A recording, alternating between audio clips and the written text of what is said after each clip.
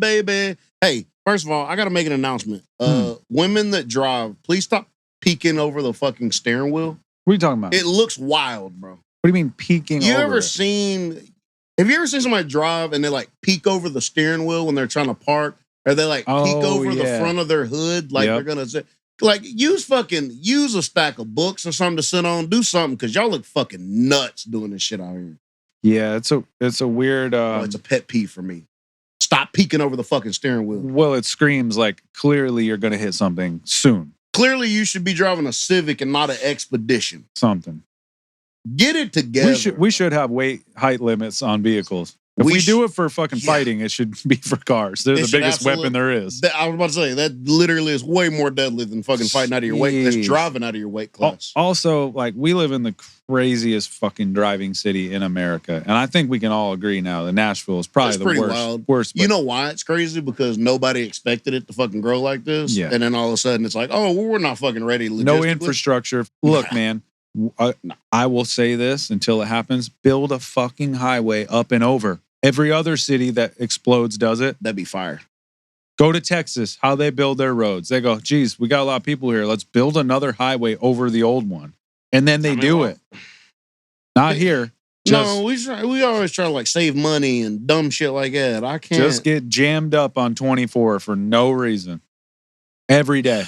Bunch of dumb. And then I see people do just absolutely wild shit driving every day of my life. We're never going to get an MLB stadium at this fucking rate. Oh, that's how we probably learned a little inner peace, because we've just let the driving fuckery and rage, just let people do their rage. But also, that's why I don't drive to Nashville unless I'm either doing a show or I'm here. Luckily, you live outside and I don't have to fucking park somewhere downtown like a maniac. I would never live in a place like that. First of all, it's going to be at least $20,000 a month. Hey, buddy, when you come to do the pod, make sure you bring it and get it validated. I've never put you in that. Can you imagine? What energy is that, I'd fucking throw up every time I had the fucking pod. Save your parking ticket so you can get it validated when you leave. I'd be upset. We couldn't be friends. I wouldn't be friends with me. I wouldn't. No. Damn all that. No. I love you for sure, but having a fucking park in Nashville on a Friday night is fucking insane. Outlandish. Bro. Insane. Yeah, I'm good on that, bro.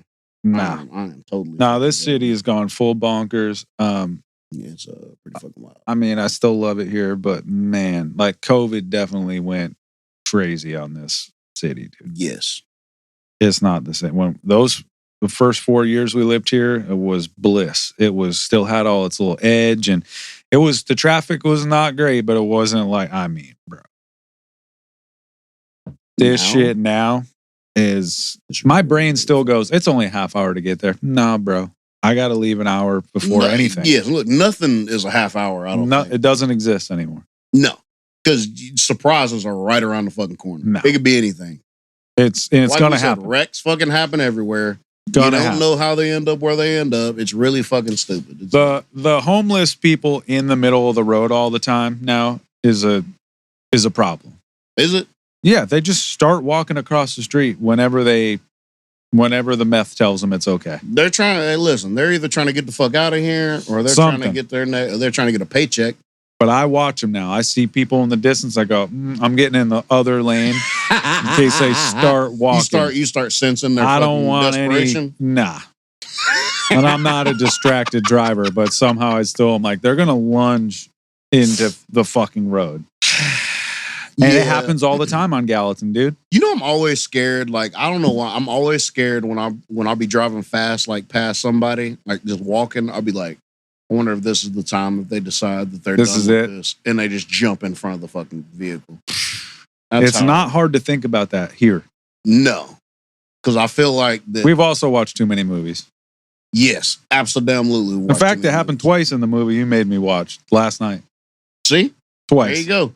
Let you watch a fucking proper Ray Liotta movie. He's not sitting there like a fucking psychopath looking like a ghost. I knew that's why you did this. Well, listen, I don't know. Either way it goes. Oh, we'd also like to thank everybody for listening because we're getting some more listeners. Got some things happening. TikTok's starting to pick up a little bit on views. Which let's be clear, we're not TikTok guys. Absolutely not. No. Only reason we make TikToks is because there's little clips here and there. That's literally it. I have no I mean, like, I'll put some rap and shit on mine, but most of the time, before we start doing this podcast, I'd forget I had a TikTok completely. I never had one, but it's weird because it must have some radius thing. Because some dudes that work for a company that I do some work for, like we popped up in one of the dudes' feeds.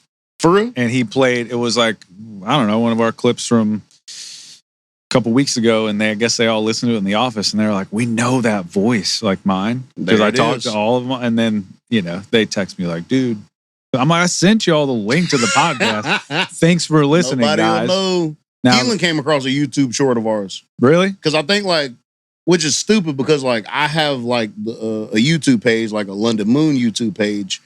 So that's what's on when he does YouTube on the TV. It's under your account? Yes. That makes sense because I turn on the "This is not for kids" button every time we post. For real? Yeah, because obviously it's not for kids. None of it is for kids. But yeah, it just came on. It was the mowing lawn one. Look, the metal community, they love it. It's a unique. I've been telling you. I love the metal community. I'm not even necessarily a part of it. I think it's great. Sure, I appreciate y'all. Sure, you are, man. That's just it's all love. There's such a deep love for it that when you get in that realm and they hear some things, I mean, that lawn mowing bit. Thank y'all for listening because I just love talking to people about it. Hashtag metal, baby. One dude in there has been talking about Faith No More for 13 comments straight. I've answered every single one of them. I don't know if he's ever talked to anybody about Faith No More like this. Apparently not. If he's we opened Pandora's box for him, dude. I'm glad to answer questions. I don't even know what Faith No More is. Oh, well, I'll give you one of their records. You're gonna love that. Spoke too soon. Well, they're kind of the grandfathers of a lot of this stuff, so it might put some, especially the record I made you review. All right, I'm all right. It'll make a little more sense. Yes. I'm good with that then. How was your week, dude? How was my week? What did I do? All right, bro. I'm only going to dip into it for a second. Watching the baseball anime. Didn't even know that was a thing. It's a thing. Riding on me hard to watch this anime. Bro, please, God. Just give me 3 episodes. I'll leave you be. How funny was that? Where I was like, I don't have Crunchyroll. Yes. And Mary was like, we absolutely have You that. should have known she had fucking Crunchyroll. I know. I didn't want to be too like on the nose about it, but I should have known better because she's always watching shit in the spare room. Yes. It's I'll fucking watch it tomorrow. It's solid, bro. I'm just saying it's solid. All right. That's all I'll say. You know I believe you. I didn't even know that such a thing existed. It makes sense now though. Because they were like the meme that I seen was like, what's it called? Ace of the Diamond. Okay. Baseball anime. Yep. Okay. And it's about this kid. He's a pitcher on his junior high team and like high school baseball over there in Japan. Is it his whole come up or is it just high school? It's his whole, he starts in junior high. Okay. Like his last game or whatever. Yeah. Then he goes to this prestigious high school where like baseball is like the big thing. And so he's trying to basically become the ace pitcher of the thing, and he's dealing with. Of course, they're going to do that, right?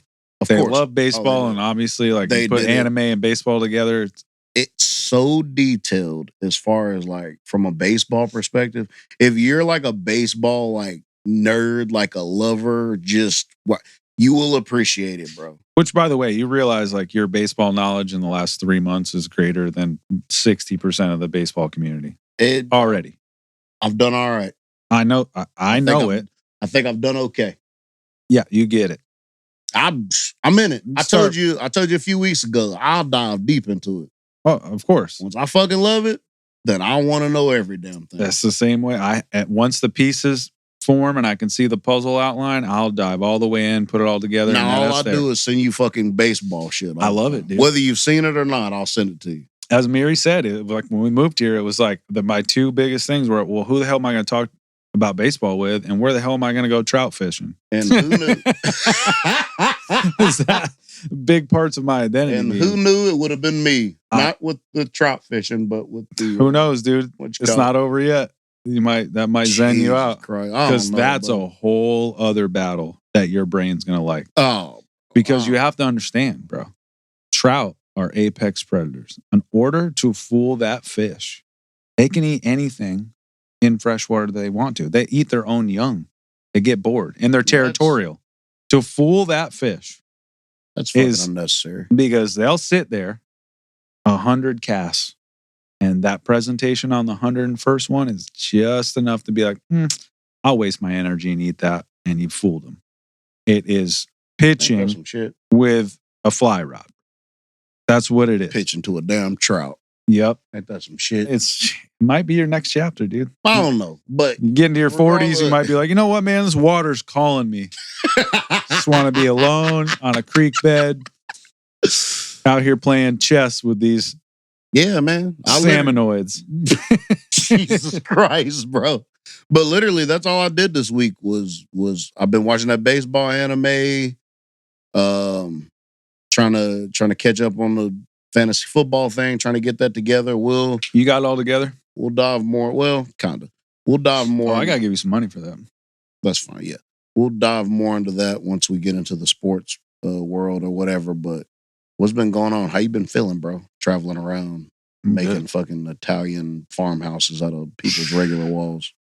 It's blowing up, dude. It's doing good. Blowing up? I'm charged about it. Good. I'm glad. Well, we got that home show thing I told you about. So like the next 2 weeks are just us making wild ass samples, dude. Like full room, like whole wall size. For real?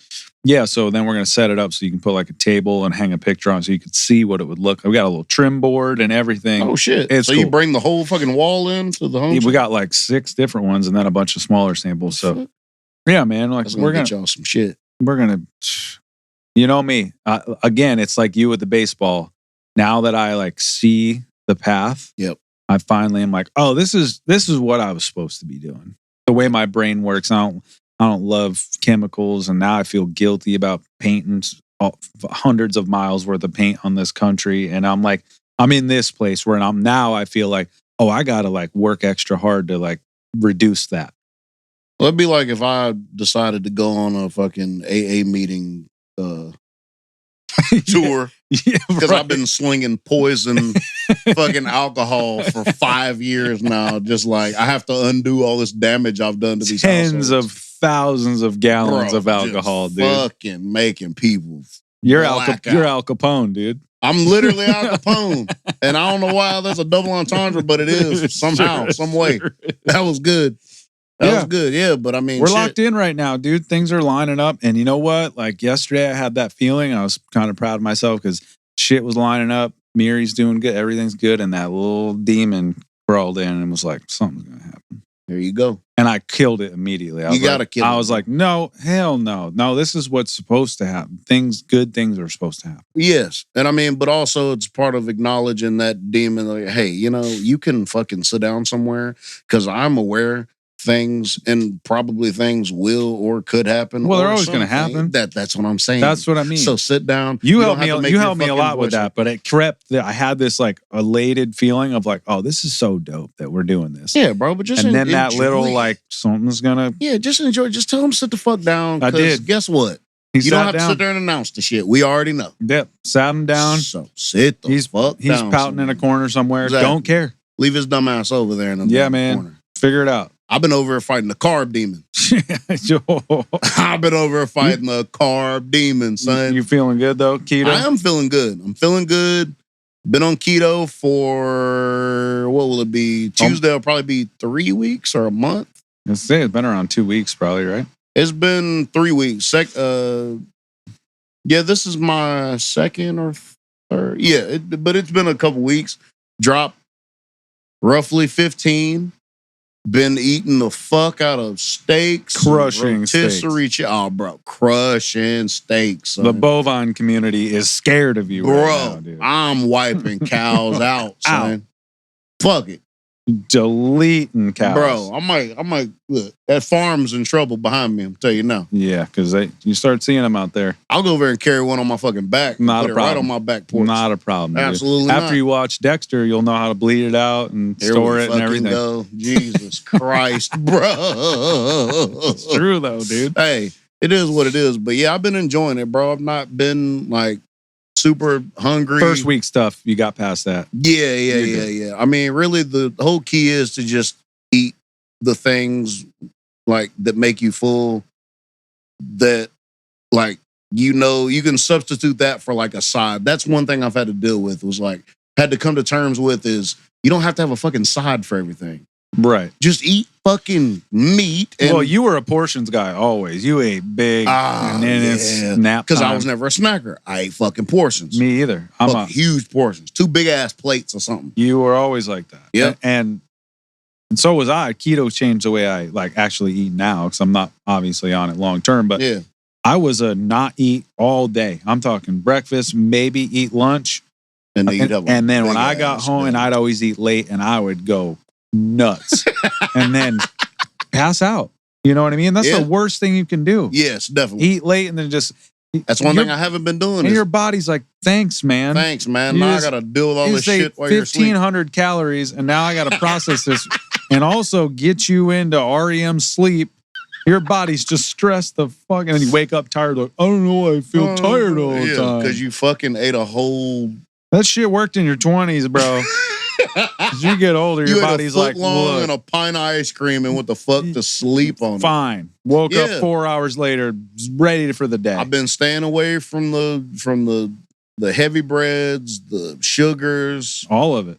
All of it. Like literally, like my portions went from, okay, I'm gonna do this. I want the meats, then I want the sides. But now it's like I can still do portions and just do the fucking meats. Yeah. And be just as full. And I know I'm adding protein in and not a lot of carbs and not that many calories and be totally fine. This is actually the most self-control I felt on a diet change. Are you enjoying the discipline of it? I am. And I'm actually like, when I start like, I'm going to start like doing like jump roping and doing these other things just to try to like build muscle also. And I'm excited for that challenge as well because I feel like, if my mind state has changed about the diet, then it shouldn't be, that much of an issue. I read something, or not read something. I seen a video where this dude was talking about like laziness. And he was like, I can cure laziness with this simple sentence, basically. And he was like, basically, lazy people are always thinking about the work that's ahead of them rather than the end goal. Right. So instead of going, I got this such and such to run, or I have to do this, think about, I'm about to drop these 15 other pounds, or I get to complete this. Get this much stronger. Or like, something like that. So it's like, instead of thinking about the work to be done, think about the actual result of the work after. Eye on the prize, baby. Yes. That's it. And I was like... It sounds simple, but it really... does. I think for American culture, like we are so inundated with the work and the stress of the work of just the daily grind that our minds are like programmed to look at like, this is another thing that's going to add stress. So if you're not the kind of person who like, that's what you need to blow off steam or whatever, it's another inconvenient thing to do. So that's why most people do it for a little while and they quit. Yeah. But I like the discipline of the diet. Now, I'm biased because I literally like had to be that way. I was about to say, you definitely had to. I was forced into it at a young age with celiac, but it changed my brain to where it's like, I can not do anything now. I can just, I don't want to drink anymore because I don't like the way it makes me feel. Fine. Yeah. Don't even think about it. It's shit like that. It's just weird. I don't know if it's because I'm older where I have like this different mindset, because it was almost just like a switch where it was like, you know what, I'm going to do this now. There's been plenty of times where I'm like, I think I'm going to eat keto again. You talked about it a couple of times. Yeah. Yeah. And it's just like, maybe when you're ready, you're ready, dude. Like, you know what? Fuck it. And I think that's what it is. It's just like, when you're fucking ready, you're ready. And you're at that age too. Huh? You're at that age where it's like, you get one little injury or something weird and you start going, you know what? If I just change this and this and I don't have to deal with that, that's fine. Yep. Because that's a lot of it too. Yeah. I mean, most people have to deal with some real shit, diabetes or something, and it's something you can't come back from. Shit. Well, you can come back from diabetes, but you know what I'm saying? Like something like that. Hey, bro. Yeah. So this past week, actually, what's crazy is this past week, before we talk about the album that I listened to that you assigned me, I've been listening to a lot of Stevie Wonder lately. I know you sent me a couple of tracks. Pounding some fucking Stevie tracks. People forget about Stevie Wonder, bro. Let me tell you something. First of all, musicianship, 10 of 10. songwriting, 10 of 10. Voice, fucking range. It's really crazy, bro. And I just really don't think people even give him the credit that he really deserves for that shit. I mean, in his day, people did because, I mean, he literally did all the, he was Prince level, bro. He was. Yeah, bro. Like, okay. Like, he played all the instruments. Like, speaking from a drummer, before you go into your, like, Stevie Wonder as a drummer is a problem. Yeah, I had no idea. Like, I didn't, when I sent you that track and you said Stevie on the drums, I was like, I didn't even fucking know. Like, think of Anderson .Paak now. Yes. That. He was the guy. I had Keelan singing it earlier this week. It's got them hooks, man. They're overjoyed, bro. Super unique voice. Oh my God, bro. You think a lot, like, he's born without arguably the most important sensory that you need. So where's that energy go? Yeah. That dude's seeing notes in his fucking freaking third eye, bro. Bro, I can't, like, I've determined this, and it's gonna be, I mean, I guess it's gonna be controversial. You really can't, it's hard to pinpoint this type of thing or even judge it correctly because it's all subjective. But to me, the song As by him is the greatest written love song I've ever heard in my life. Like, it's one of the most poetic things that I've ever and I've heard the song before. It's not like I haven't, but the more I was like listening to it like earlier this week, I was like, this might be the best fucking written song that I've ever heard. And I say that because it's not this intricate thing. He lays it all out where you can understand it. It's poetic. It's not necessarily like an esoteric type of thing, but it's laid out perfectly and simple enough where you can understand and be like, wow, that's actually beautiful. And then interpret it and apply it to you being in that space. That's just great songwriting. Oh my God. Don't you know that true love asks for nothing? What did he say, bro? I should have wrote these lyrics down because this was like last week, probably after we recorded the other pod, that I was sitting there like listening to it. I'm like, this shit is fucking nuts. Amazing, bro. And his catalog is deep, bro. When I went and looked at and I listened to the whole album, the songs in the Key of Life, I think it is, you don't realize how many samples were taken from that fucking album, bro. Oh, yeah. I heard Dre samples. I think maybe Dilla. I heard it wasn't Jim. Who was it? Also, a lot of his drums, because his drums sound so good, bro. It was just very all those apparent breakbeats that hip hop got a lot of shit. Oh man, Stevie's that guy. That's why it's like it's hard. This is a generational thing, and like we're gonna have our people from our generation. But like it seemed like when we were kids, every time there was something going on, there'd be Stevie Wonder there accepting some kind of award, and everybody's like, "Oh yeah, cool!" Like the blind dude. Bro, like, oh, that's cool. But it's like, no, you guys don't understand the prowess here that we're talking about with Stevie Wonder, bro. It just, yeah, man, bro. As now can't reveal the mystery of tomorrow, but in passing will grow older every day. Just as all that's born is new, you know what I say is true. That I'll be loving you always. Yeah. Did you know that true love asks for nothing? Her acceptance is the way we pay. What? Who the fuck is even writing like that, bro? Yeah. You gotta think about that shit, bro. Yeah. Nobody was writing on that fucking level back then. And what year is that? 71? Something? Yeah. Bro, like, come on, bro. You got like folks in the rock community and this and that. Zeppelin was writing, Beatles, this and that. But, bro, just as time knew to move on since the beginning. Yo. What? His famous samples, "Gangsta's Paradise." Yep. Julio. That was on the songs Key of Life. Wild Wild West. Yep. Will Smith. Yep. Obviously. Yep.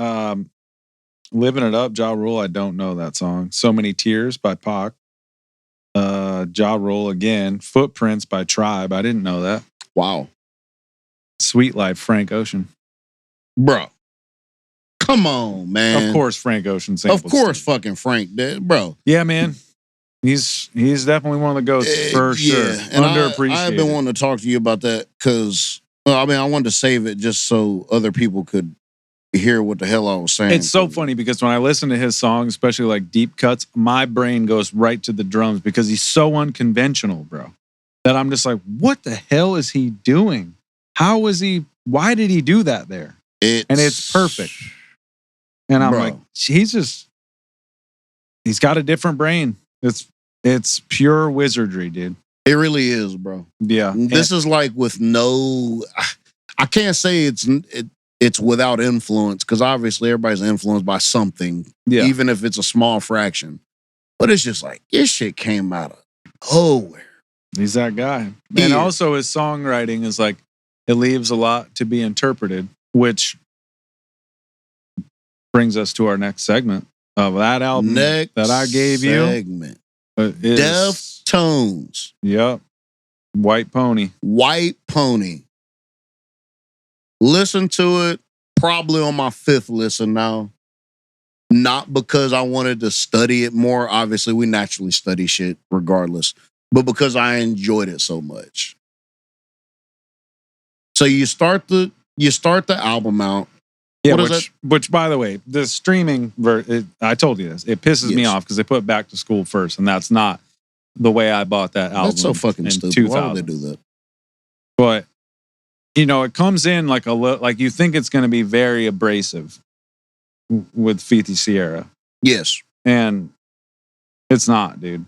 Like they take you on a ride just when you think you figured it out.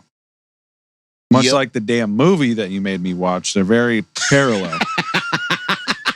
They switch it up. Bro, the quiet parts of that record. Yeah, bro. So the first thing I noticed was how they do the vocals. And I don't know if they do this every album, but it's these like underwater ethereal type of vocals where it's not in your face. Like to a point where a lot of the lyrics I couldn't even hear necessarily. Right. But then I'd look up. But I like that type of shit because I like to go and explore the actual poetry that's being said. So sometimes even if I can hear something, sometimes I like to see it. Like I like to see the words written out or typed out, quote unquote. Because I enjoy seeing certain sentences put together. Yeah. Like that. I love the art of that. Yeah. So it's like you got the one dimension of listening to it, but then you got the other dimension of actually reading it on paper, and it's just beautiful. It's just so beautiful. Well, he's very breathy in his delivery. Yes, he is. And it reminds me of something, and I don't know if it was a band before them or after them, but it definitely has something. I told you that snare sounded familiar, and I still can't pinpoint where that fucking snare is from. A lot of reverb on it, so it's probably reminding you of some 80s. Yeah, something was weird. Also, there was something else. There was hold on, let me make sure that this is... And also, like, Chino sings on a lot of dissonant notes. So, when they first got popular, there's a lot of people that were like, man, he, like, sings out of key. And I was like, no, he doesn't. No, and I know exactly what the fuck they're talking about because he did it in the first fucking song. Yeah. He did this thing, and I heard it today.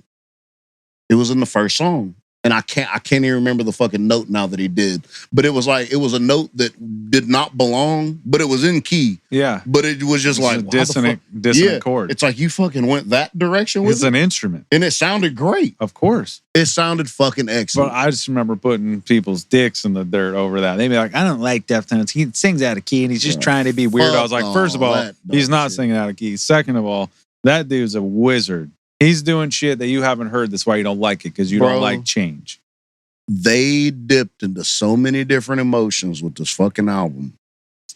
And First off, there was this noise that I heard, and I heard it in two separate tracks. I can't remember the other one, but there is a noise, and I need you to tell me what instrument it was, or if it's some kind of. There is a scratch in Teenager. It's almost like a distorted DJ scratch or something. So that was the first record that they had Frank Delgado, and he is a DJ. Okay, so is that what that was? Yes, because it was like it was because I had never heard it like in a rock song like that before, really. Yeah. And it wasn't just a regular DJ scratch. No, it wasn't like straight new metal. No, it was like it's another instrument. And they texture layered other scene. Like they did it very subtly, and it was. I just loved it. And they did it in another song. I can't remember which one it was. I don't think it was RX Queen though. I gave you that record because it's peak Deftones to me. Because that, at that time, new metal was huge, and they got lumped in with the, because they're friends with Korn and they're friends with everybody. They're all from California, and so the first time I heard that band, I was like, they are not the same as like this other movement. They're clearly over here in their own world, and they always have been, to where now they're so highly regarded, especially with young people. It's like everybody loves Deftones now. And they were like the odd man out growing up.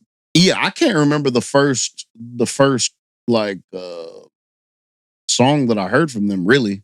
This is the first album that I've ever heard from them. Yeah. Like, album as a whole, I'm sure I've heard their songs here. And they're an album band. And I know you love, we both. Yeah, bro. So I was like, yeah. So, first off, when fucking Elite hit, I was like, oh no, we're in the shit now. Yeah. We're in the shit now. Isn't it crazy they won a Grammy for that song? Of all the songs on that record. Bro, what is the what is it? What is the line? When you're ripe, you'll bleed. When you're ripe, you'll bleed out of control. Yeah. That my interpretation of that was when you're ready, when you're finally ready, and you reach like the certain peak that you need to reach, mentality-wise, emotionally, spiritually, that you will bleed out all those things that were holding you down. Absolutely. You will bleed out all, and you'll literally just let it go. When you're ripe, you'll bleed out of control. You'll lose all that negativity out of your body, all that. And that's what ego death. Now, that lyric can easily be interpreted as a low frequency brain would interpret it. Yep. In a stupid way. But the way he puts it is ego death. Yeah. That's his mastery. Because that's how I interpreted it. That record he said was the first one that he took himself out of the writing and wrote stories from other perspectives. So that it could be a fully interpreted by the listener for them. It's their record. And he said that when, in interviews when the fucking record dropped, he was well aware of that. That's why he wrote like that. And I, as a 15-year-old kid, thought that was the most brilliant thing. And it opened my mind up because they made art that was no longer theirs. And I've told you this a million times. Once they release it, it's now not theirs anymore. They're on to the next thing. That art is the world's. And he had enough wherewithal to be like, not only that, but this record is actually yours. Like, and you can interpret it as your own book. Yep. And I always loved that, dude. That's why, and I know you hate this band, but that's why I always loved Anthony Kiedis, because he always had these weird, bizarre, esoteric type of. It's almost like the Chili Peppers. Well, it's almost like fragments of thoughts that Anthony Kiedis writes down. Yeah. And it's like bits of poetry that he just fucking rips out of just random pages and just glues them together. But it's like, my favorite Chili Pepper song, Wet Sand. My shadow side so amplified keeps coming back dissatisfied. Like, that's just it's beautiful. I don't know what the fuck it meant. Like, I've had my own interpretations of it, of course. But it's just those type of things, those type of esoteric. I don't know if you're writing from a different perspective or if you're just channeling your muse and you don't even understand what the fuck you're saying. No, it's it like goes you back are to writing it. That's the Kurt Cobain thing we talked about in the last pod. It can all be channeled. But I mean, again, that's what art should be up for interpretation. Yes. I don't like it when people, especially in music, go, this is what this is, and this is what we want you to think it is. Like, no, you didn't. That's not yours anymore. You have to let it go. No. The Elite, okay, was a standout track. RX Queen was fucking dope. Yeah. Especially coming off of Elite with that emotion. Yep. RX Queen. Again, the sequencing. But important. I was just going to say the sequencing was fucking beautiful. Yeah. Because I listened to the album so much that I was like, and then I started learning what comes after. And you started hearing it in your head before it hit? Yeah, but just the transitions and stuff. Then when Knife Party came on, all right. So Knife Party came on. You know what's crazy is I called that line sick inside my bones. When he says sick inside my bones, I called that he was going to say that shit because that's something that I would have said. Like, I would have wrote that line. That's crazy. And I knew he was going to say it. I was like, whoa. Sick inside my bones. I knew it. And I don't know why I knew it, but I just knew it. Whoa, dude. Because I was like, I would write that exact fucking thing. Yeah, I know it's not a predictable line. No. Not at all. That's kind of wild, dude. Yeah, bro. And I literally wrote it down because I was like, I have to let him know that I don't know why. Super crazy. It was fucking crazy. So yeah, so I got that. Then when Korea came on, Korea makes me want to punch somebody in the fucking face, bro. When I was 15, that was my shit. Bro. That riff is so nasty, dude. Listen. Yeah, bro. The transitions in this fucking album, seamless. Beautiful. Yeah. Nothing seems forced. No. It was just every track had its own little like enjoyable moment. Yeah. But nothing seemed not standoutish because that sounds negative, like there were no standout tracks. Everything just blended so perfect. Then you get into Passenger. Dude. Yeah. Oh, bro. Okay. When you hear Maynard come in and you go, no way. Is that who that is? Yes, dude. What? You didn't know that's Maynard from Tool? That's Maynard from Tool. What? Yes, dude. No, I didn't fucking know that. They do a call and answer. Here I lay. And he goes, still in breath. Bro. Just like always. Okay. All right. Yeah, that just took that song to a whole nother level. Yeah. Yeah, just the tempo and the mood switch in that. I guess it's tempo. You're the drummer. I don't know if it's tempo, if it's whatever it is. But it's just like it starts off decently heavy, then it downshifts. And then it... Bro, I was like... And it's just drums and the little guitar. It's fucking perfect. And bass. Definitely my favorite song on the album. It's many people's. Yes. Like, and I didn't even know that. I just know when I heard it, I was like, okay, this is... It's timeless. That song is timeless. The whole album really is, good. But that one, like... And for me, this is your review, but the irony of that is going back when I discovered Deftones.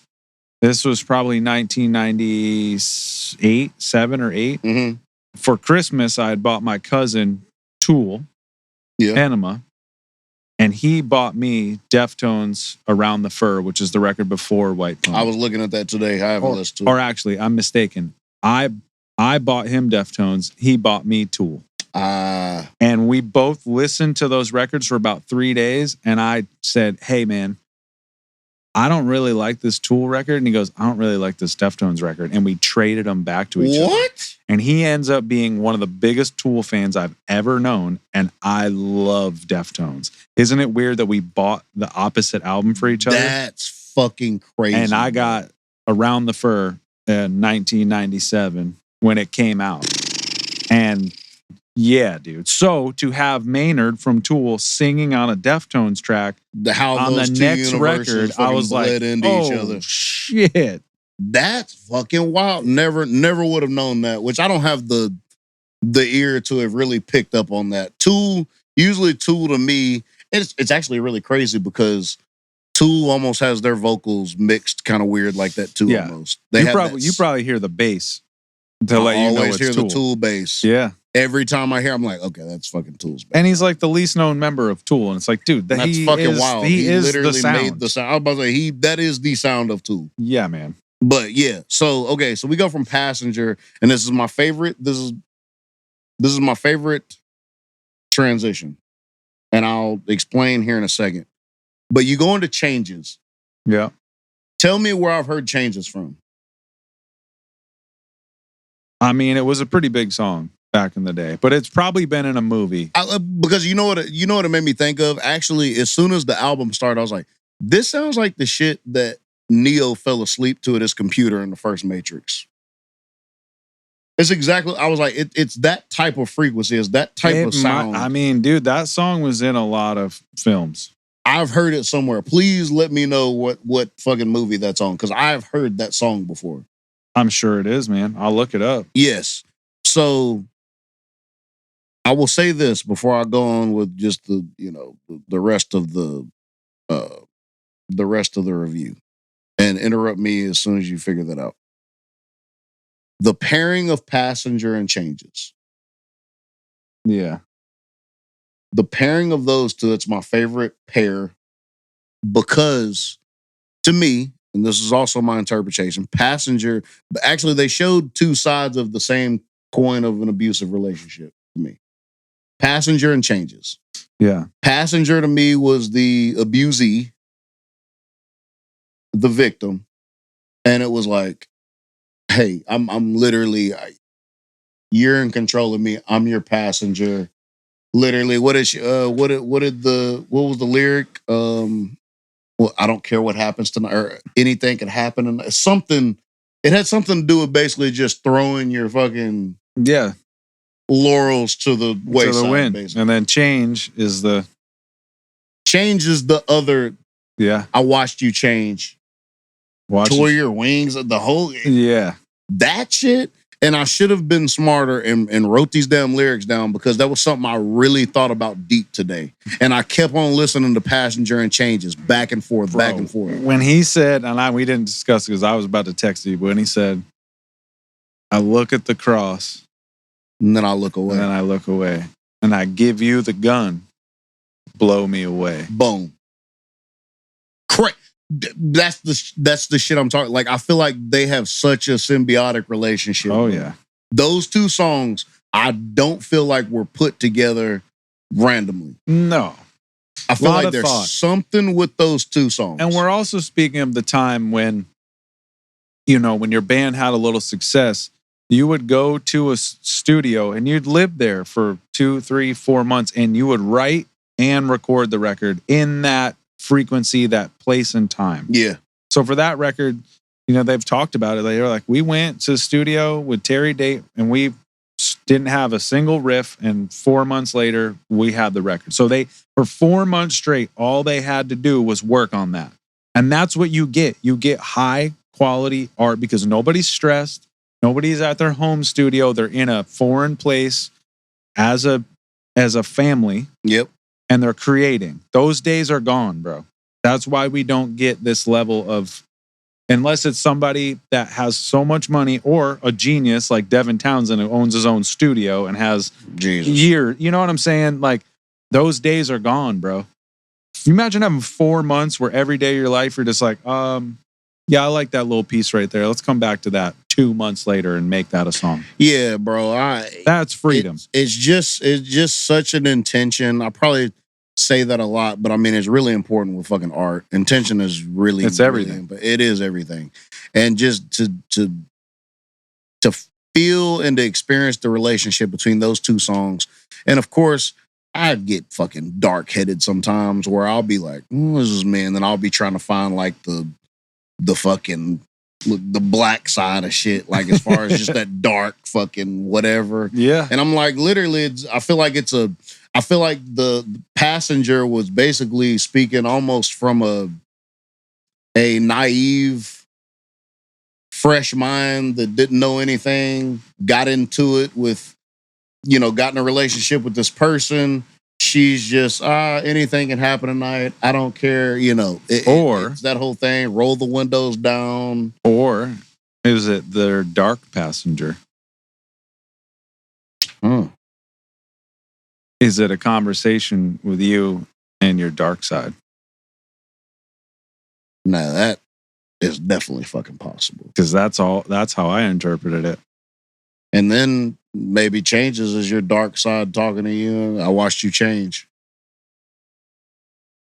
Here we go. So that's the shit, though. Yeah. That's the shit I like, though, bro. Yeah. Like, let's have a think piece about these fucking songs. I can sit there and do this shit all fucking day.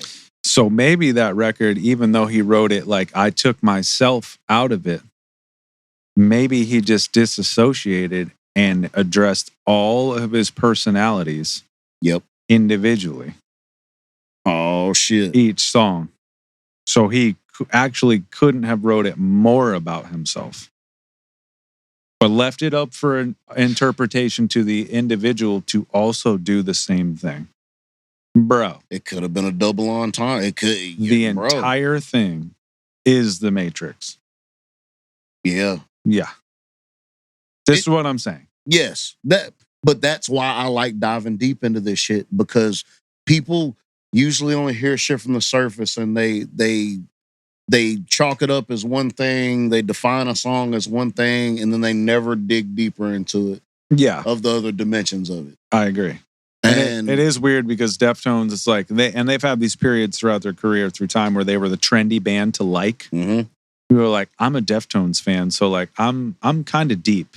And I would always be like, I don't think you understand. No, there's a lot of what shit you're getting yourself into here, because to really understand that band is to really not understand anything at all, because that's the point of Chino on how he writes. That's what I was about to say. That's the only, like, honestly, that's the only point in life is to really understand that you don't know. You don't know anything. That literally makes you the smartest person in the room. Here we go. You don't know shit. But as a 15-year-old kid, that record changed everything about me, dude. Because again, that was a new metal era. It was peaking, and they just separated themselves. Dude. How did that hit you as a kid? Profoundly, because like most of the records back. It's funny we talked. I thought that was a summer record. It wasn't, and it makes sense because it's a winter record. That actually makes sense. But I had my headphones and my little Iowa CD player, and I lived in that record for 2 months straight, dude. It was one of those where I was like, I've never. And I loved Around the Fur. So, I mean, they were one of my favorite bands, you know? And when they put that out, it was certainly at first, I was like, I don't know if I love this because it's not as heavy as Around the Fur. And I'm 15. I want heavy shit. And when I got done with the record, I was like, oh, that's heavy in a different way that I didn't know was possible. Yes. Emotionally heavy. Yes. And it's not a light record tonality wise, but like, no, compared to they did a lot of. I mean, they did a lot of fucking mood changes in that shit. But it was nice, and it made me think. And each song gave me a different emotion that I could live in and out of. And still, when I hear that record, I'm again immediately back in the place when I first heard it, and I know what I'm doing. Yeah, I know what I'm thinking about, and it's 15-year-old boy shit. What am I going to do with my life? What's this chick about? Like, it's all those, you're trying to figure yourself out. And then you hear a record like that, where it's like this dude that you look up to as an artist is figuring shit out too. And you're like, oh, I'm going to be fine. You know what I mean? Like, this takes time. That's what I initially took from it. It made me think, do you remember what you felt like as a kid? Like a kid, like let's say between 6 and 10. No. You don't remember? No, I can remember certain like snapshots, but as far as like emotional like things were hitting me and they were profound and they were snapshots in time, like that I still remember, not a lot, A lot of it was like moments, but I also felt like sometimes I was. I don't know if this is gonna make sense or not. I feel like I was living behind my eyes. Oh, I know exactly what you mean. From a different perspective. Yeah. Yeah. And I don't know if it's the memory thing going back and just like you're picturing that, but it's just almost like it's like you were aware of things. And obviously, the whole single mother thing, we had to grow up being more aware.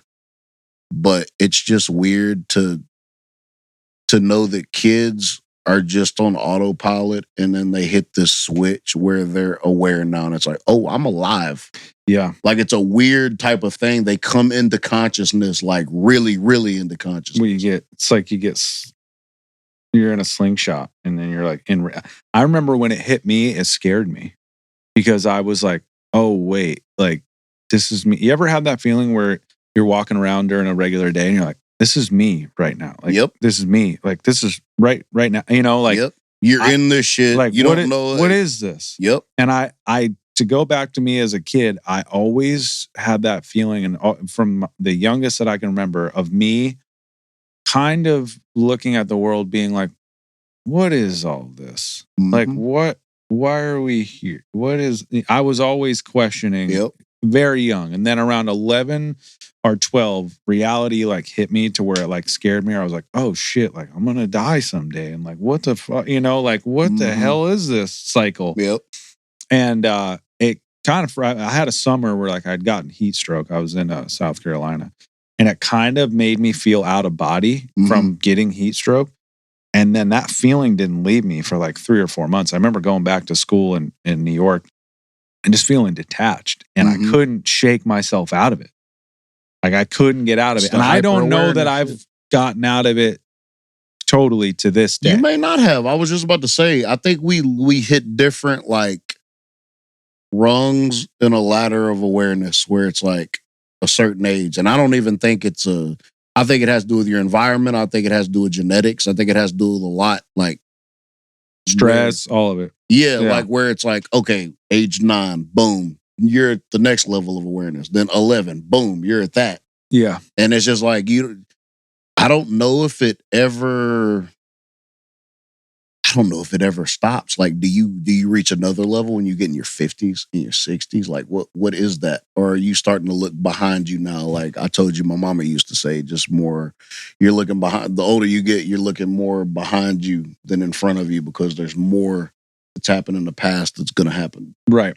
More than it's going to happen in the future. Yeah, I mean, I think that's where like we get into this default mode that you and I are always talking about. Like that's why we're intrigued by learning and uncovering mysteries and experiencing new realms, because there was never a time that I was more aware and more dialed, and we've talked about this too, than, you know, age 14 to 17. I was on fire. Like I thought I had things figured out, and I kind of did on a creative level of like, I knew my path and I knew what I had to do. But you didn't have all the experience. No experience. I didn't have any emotional guidelines other than like survival skills and a crazy work ethic that I got from my mom. But as far as like patience and grace and humble shit, I certainly wasn't the most humble, you know, because you know, we're in a society where you can gauge yourself on your peers, and it was like playing music to me, and this is not an egotistical thing, was not hard, and everybody was trying to do it, so I thought I was cool.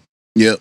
Because what everybody was trying to achieve came easy to me, and then like that's kind of how I feel about like the rapper thing too. Sure, and then later in life that would be my downfall emotionally, because when I had to detach my personal identity from being a dude who played in a band.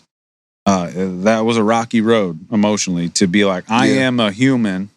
This isn't the thing. Once I stopped chasing that dragon and let shit come in naturally, my life got a lot easier and a lot better, as we talked about previously. Like I could, and then all the things that I enjoy about making music and art, all that's happening right now. We're doing it right now. Yep.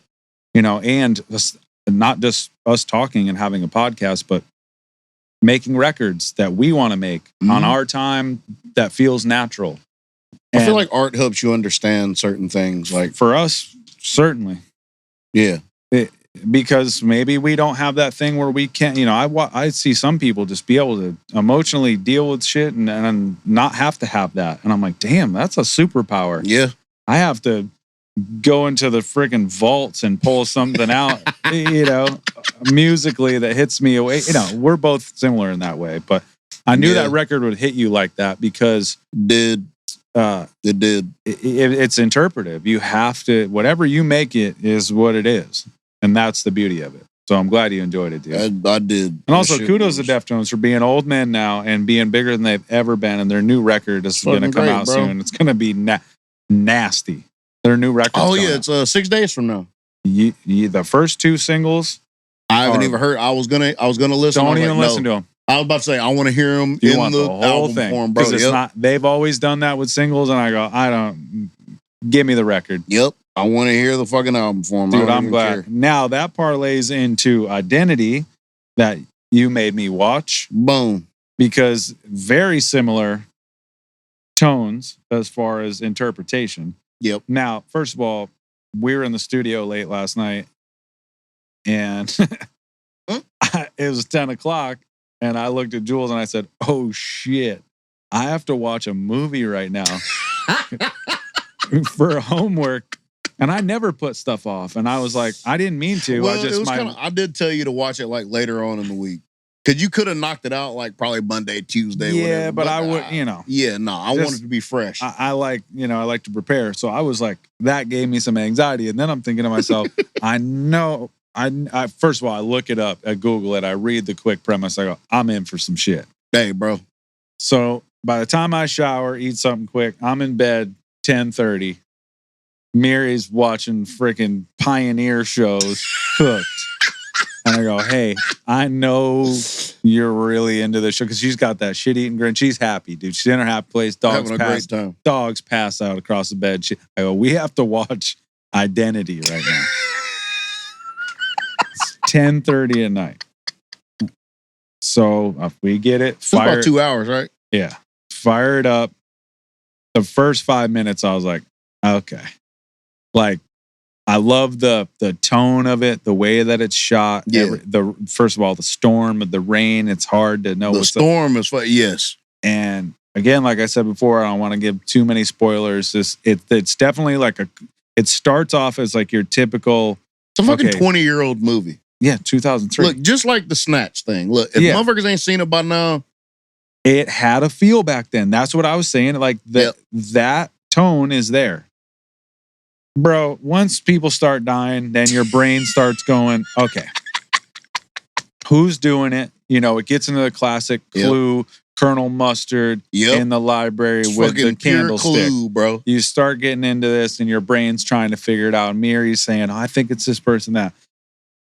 And here comes Ray Liotta, bro. There he is, bro. My first emotion was this, he got me. Because you answered me within a crazy murder movie. Call back to Field of Dreams because it was you going, this is a real Ray Liotta movie. This is a proper I knew exactly. Ray Liotta fucking movie. I could hear your words in my head. And I didn't even have to give you Goodfellas, bro. Look, nope. That's give you this right here. And that was you going, okay, we want to talk about all these like cerebral, what's going on, many dimensional. There you go, bro. And by the way, here's Ray Liotta. You don't know if he's a cop, he's a serial killer. You don't know what he is. He looks like all of them. He looks like all of it. He's got a weird blood stain on his back. Not sure what that's from. Sure, we'll figure that out. Which was brilliant because everybody immediately is like, obviously Ray Liotta's the killer. He's the perfect villain. No, not the case. No. I mean, I'm not going to say he isn't. He technically is all of those things. Yep. But, bro. And then Amanda Peet. What happened to Amanda Peet, bro? I fucking forgot Amanda Peet was in that damn movie. What happened to her? The last time I seen her in a movie was The Whole 9 Yards. What? She disappeared. Or Whole 10 Yards. Which one was Did she get caught up in some weird Hollywood shit and just dipped out? I don't know. Because she was on fire for a while. She was on fire for a while. She was like a Hollywood damn sweetheart for a little bit, huh? And why is the hotel manager got to just call her a hoe the entire time and hates her? What, bro? I mean, he treats her like shit. Amanda Peet is 53. Is she really? Yep. Whole 9 Yards, same blah. She was an Identity Thief. The Way Back. Gulliver's Travel. I didn't know. She's in a new movie called Your Friends and Neighbors with John Hamm. Okay. All right. Well, shit. Remember her in Saving Silverman, dude? Yep. Saving Silverman. Yep. Jeez. Yep. Amanda Peet was on fire, bro. Anyway, I just hadn't seen her in a while. I was like, man, I forgot how fucking. It's a nice little cast, bro. Nice cast. Plus, also the even weirder Busey being the freaking inmate that he's transporting, that Ray Liotta's transporting. It's Gary Busey's younger, weirder, somehow looking brother. What? Yeah, dude. Hey, but your dude from Jacob's Ladder. Oh yeah. Yeah. Oh yeah. That's why I said he was in some movie that I like, Because he's got them crazy fucking eyes, bro. He was in Scrubs, too. You remember that show? Yeah. Don't you remember? What? Yeah, I thought he was in Scrubs. The fuck was he in Scrubs? I thought do you remember that show? Yes, I never watched it, but I do remember it. Oh, yeah. No, so immediately I was laughing out loud because Miri's like, what? I go, he got me, dude. Now we're in Interstellar within movies with each other. You realize this now. Now we're doing callbacks and answering and kind of throwing sneak disses within movie. We're wormholing shit around here, bro. I like what's going on, dude. And so now what I thought was going to be your movie for next week, now I gotta do something different. I'm trying not to hit you with this heavy one, but I want you to see it so bad that. Listen, bro, I got one in the back pocket too that I absolutely can't drop on you anytime soon. I know, it just sucks because it's like, I don't know. What we're gonna have to start doing in a couple months or something is doing old deep cuts that we both haven't seen. Yeah. And then coming in with our interpretations. Nice. Yes. Because there's a whole pile of stuff that, I mean, there's so many early 2000s movies that I haven't seen. Oh, yeah. I mean, shit, that was one of them I just sent you. Wasn't the one that come out in 03, 02? What? Identity. Yeah, 03. Yeah. Yeah. I mean, bro. Yeah. And then it just delineates into like, all right, what's this dude getting transported? Like, what's really going on?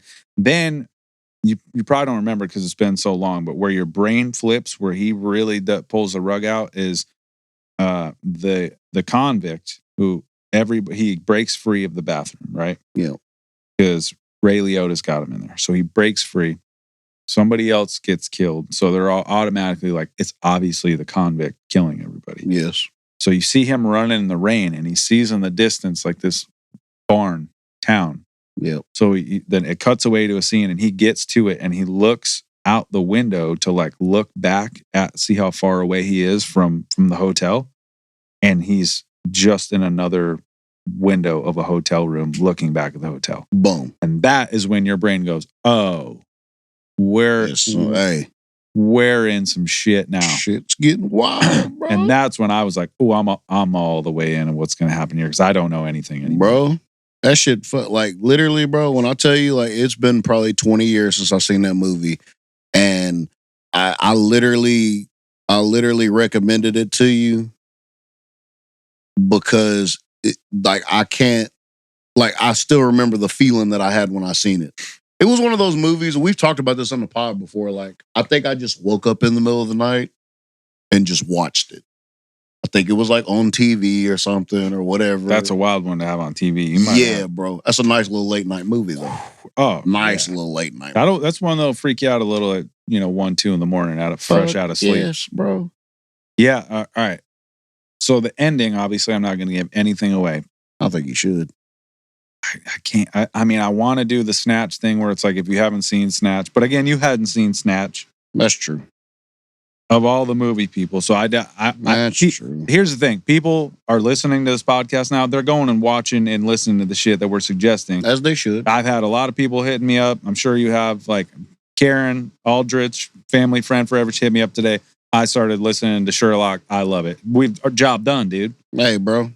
She's like, it's so good. And I'm like, I mean, we don't love fictional podcasts. Again, we're not going to go on Sherlock, but it's that good. It really fucking is. I don't want to give endings away or give any because people. But it was nice to have a movie that has that many moving pieces, and you're thinking and you're very involved. Yep. To have it end and be like, this is actually what happened. To have a clear ending.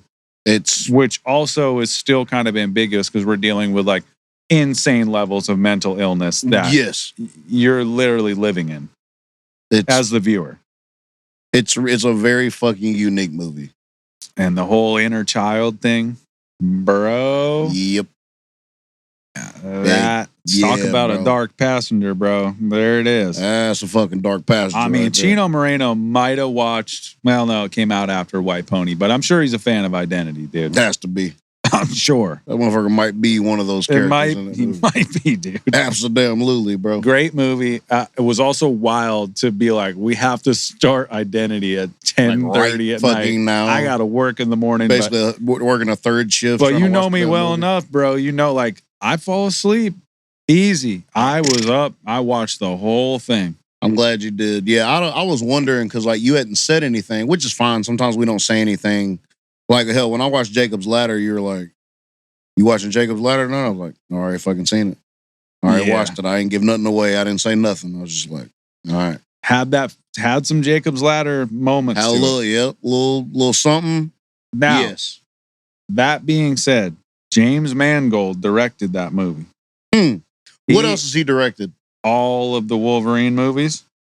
Oh. Logan specifically. Oh, shit. Which, to me, changed the tone for Marvel movies forever because it finally got to go to a dark, realistic place that we all... Nice little gritty comic book type of feel. Yes, with like a true story arc. And, I mean, he did A Complete Unknown. He did that new Bob Dylan biopic with Timothée Chalamet. You haven't seen it yet, have you? Haven't seen it. It's good. He did that. He did the Ford versus Ferrari. Didn't see that. Bangers. Wasn't interested in that. He's done some absolute bangers. He did 310 to Yuma.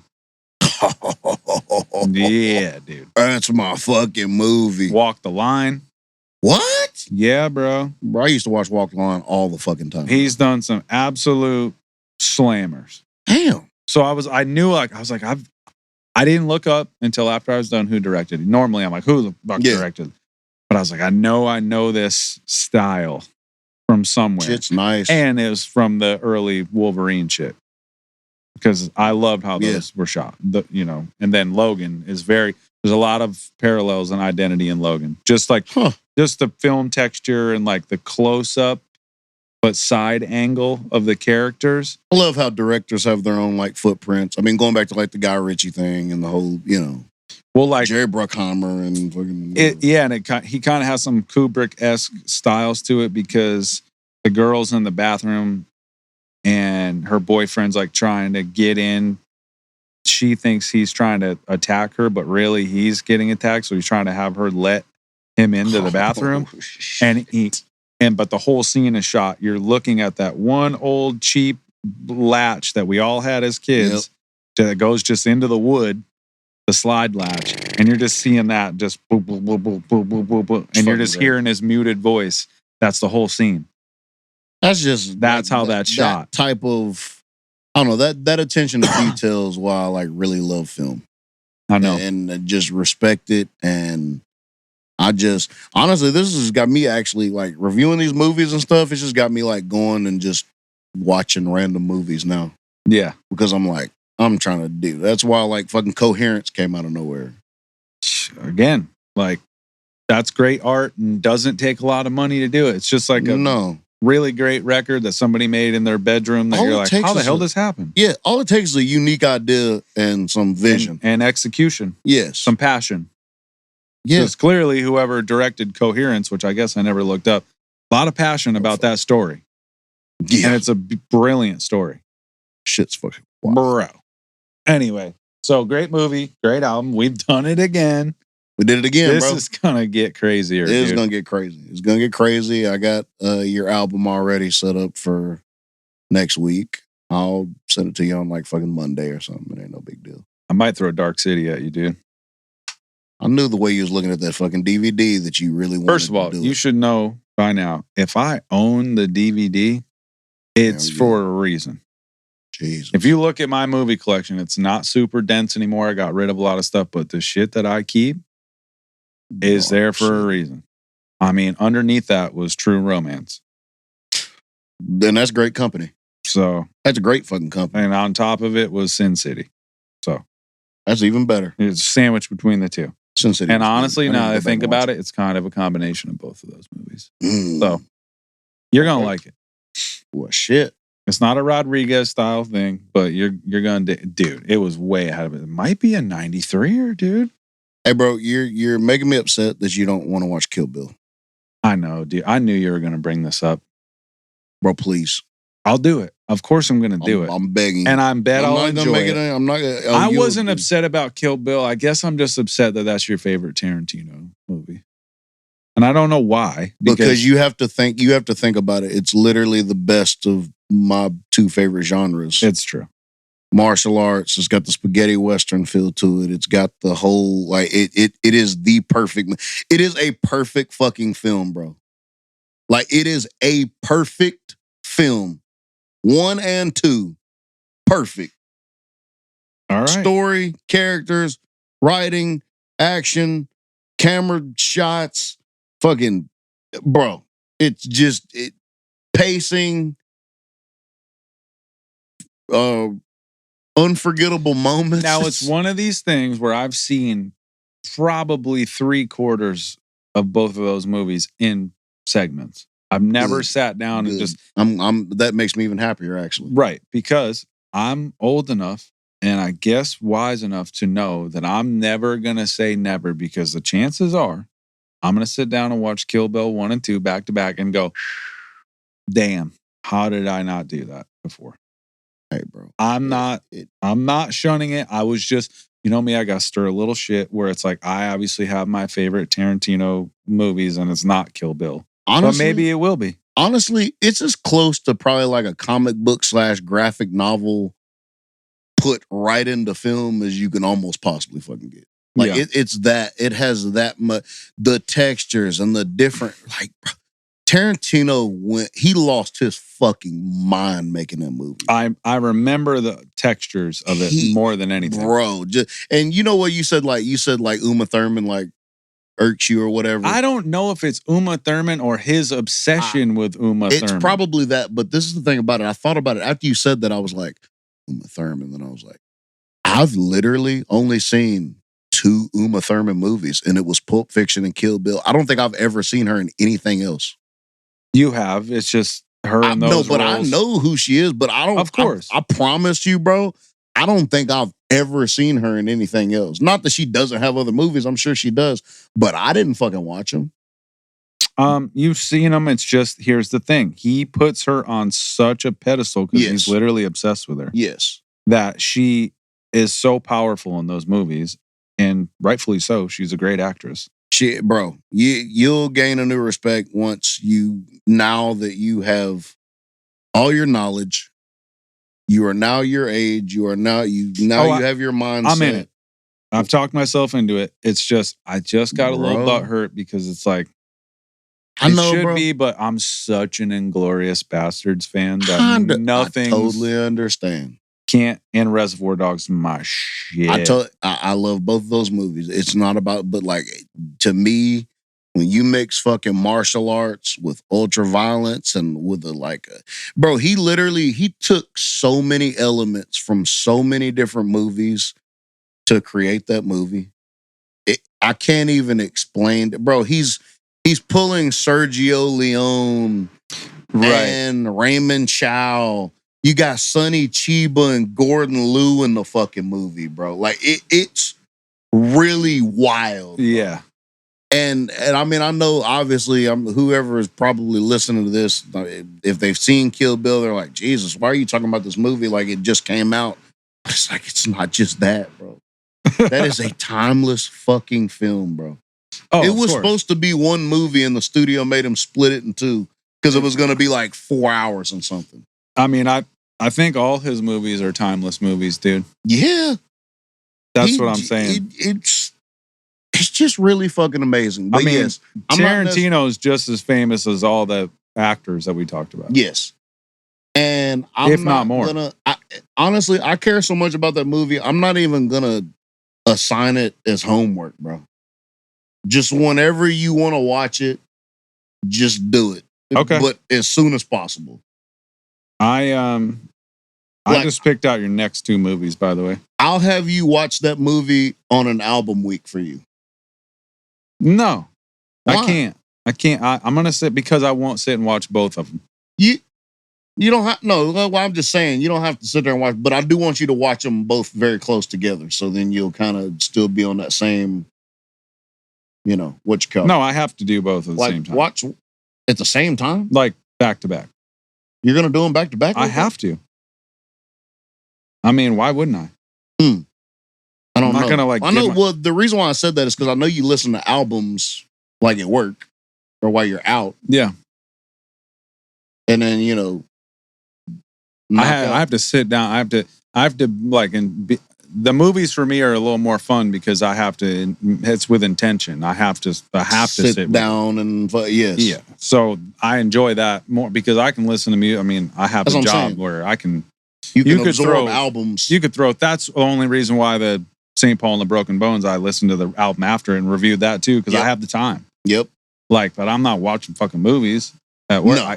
So the movies are a little more like pressure, and I like that. Yes. Because I got to sit with them. So that's, hey man. So you got my next 2 movies picked out, huh? I'm going to do it. I know it. If you feel this passionate about it and I trust your opinion, then maybe it's going to hit me now at this point in my life where I'm going to go, fucking needed that. It will hit you where you're like, this is one of the most unique fucking movies I've ever. Just because of every fucking element that they put in this fucking movie, yeah. Bro. It's I don't even know how else to describe it, bro.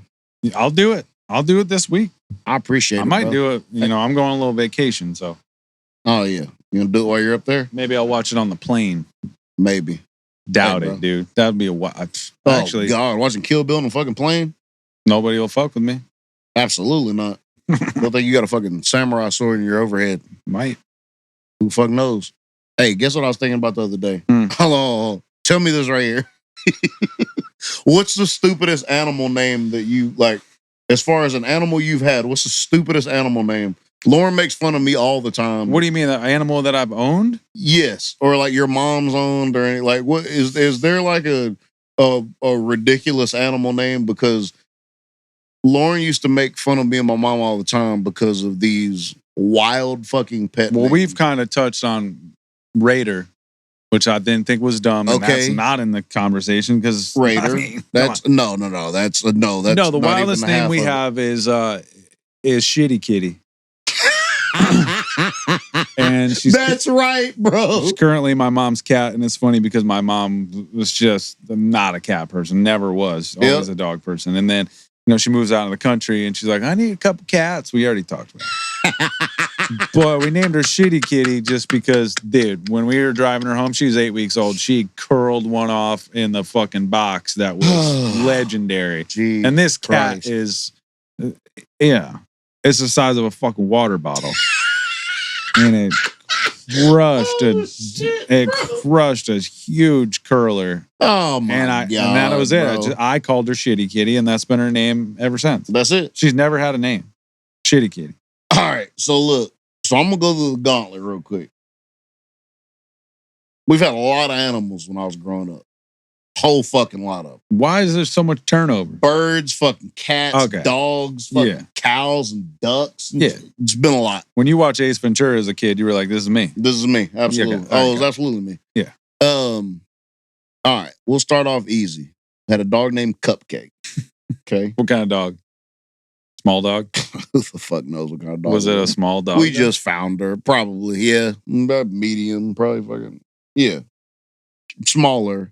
Had a black cat named Onyx. I was very, very proud of that. That's a dope name. I know. I'm just going through names now. I had another cat named Magnus. Also dope. Fucking great. Okay. All right. Then we go on to, had a dog named Friend.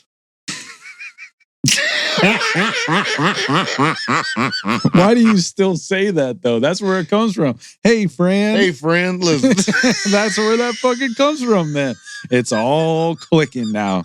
Because you said it 40,000 times as a child. All right. So come here, friend. Get over here, friend. I can hear you now, dude. That's a nice name, dude. Practical. We had a dog named, we had a cat named Prince, but it turned into Tiger Woo. Why? I think it was my mama. Okay, you seen Shaft, right? Yeah. With Samuel L. Jackson? Yeah. You know the Mexican dude? Actually, he's not even fucking. Now that I know who it is, it's fucking Jeffrey Wright. You know who Jeffrey Wright is? Yeah, Do you remember the Cuban dude? That's him? Yes, bro. Whoa. Yeah, bro. Threw me up completely fucking off when I figured that out. Okay. But yeah, he was talking about Tiger Woods or something. He goes, something, Tiger Woods. It's so like my mama's like husband at the time, he just started calling him fucking Tiger Woods. What was his name before? Prince the Tiger Woo. The Tiger Woods. And then everybody adopted that. That's Tiger Woo now. Tiger Woods. That's a lot harder to say than Prince. You really got to want to call that animal Tiger Woo. Yeah, bro. Okay. And then we had everybody had a Coco. Sure. I had a Chihuahua for a long time. Matter of fact, that same person that was my mama's husband he called him Monster all the time.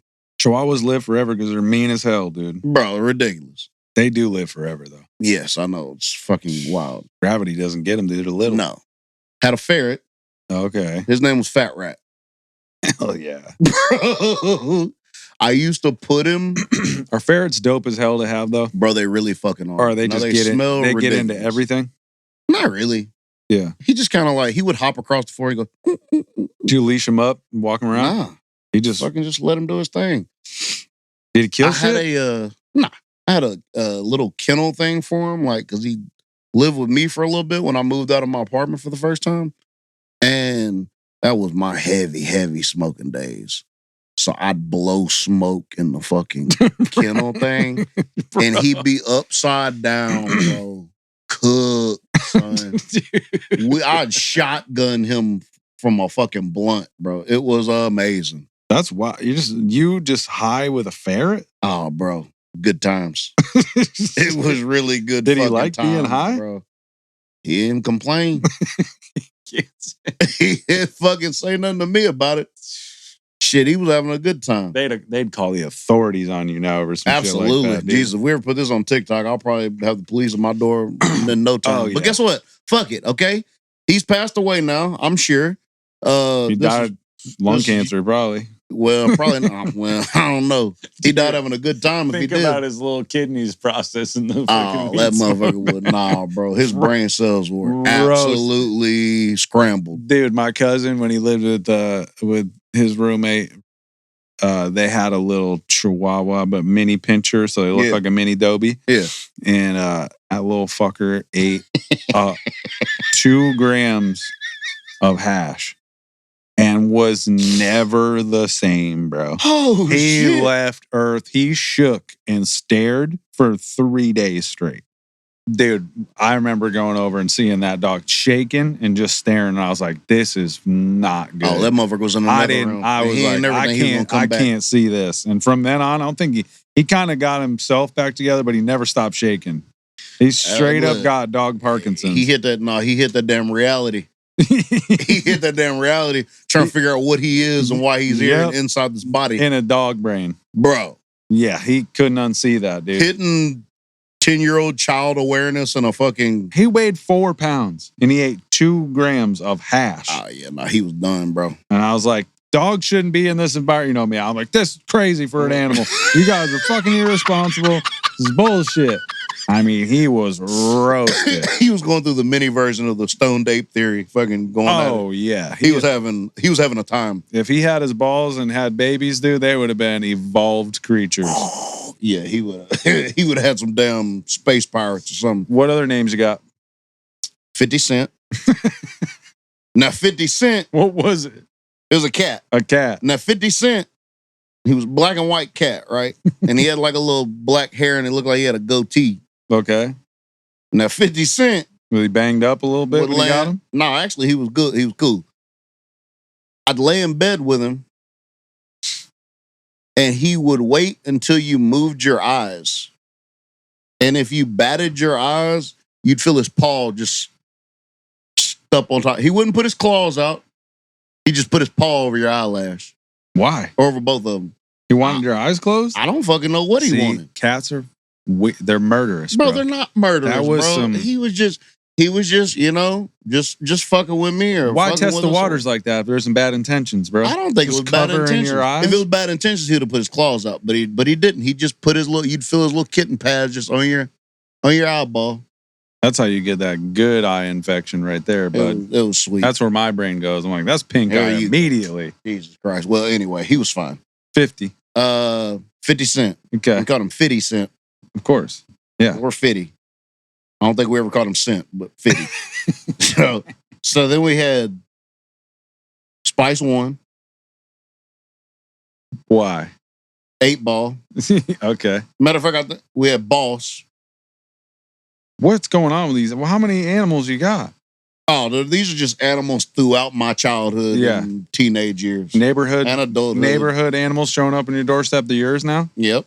We had a dog named Cujo. Yep. Tigress. She was a brindle like pit mix or whatever. So we called her Tigress. Was she nasty? Yeah, she was nice. Cujo was my dude though. Oh my God. One time, bro. This is when they were puppies. They got under my couch, bro. And I've never seen no shit like this in my fucking life, bro. Freaked me out. I was probably 12, 13, 14. These dogs got under the fucking couch and there were springs that were exposed. Yeah. And apparently they bit the springs and it ended up getting lodged in their mouth somehow and they couldn't get it detached. Yo. We had to call a neighbor over, flip the fucking couch over, and like I'm talking about, bro, the spring was like poking almost through the bottom of their jaw. They pulled the spring off and they kept trying to get it. It was still attached to the couch. Yeah. But they kept on trying to, like, I guess, and it would make it worse. Yeah. Bro, it was some of the freakiest shit I ever seen in my fucking life. They had to cut the springs and uncoil them? They uncoiled them somehow. I forgot how we did it. You left the room. You were like, I'm not. I was there. I seemed to be there for all the fucking shit, bro. For all the shit. That's crazy. Yeah, bro. So there was that. Let's see, that was Cujo and Tigress. Then we had 3 more cats. Tic-tac-toe.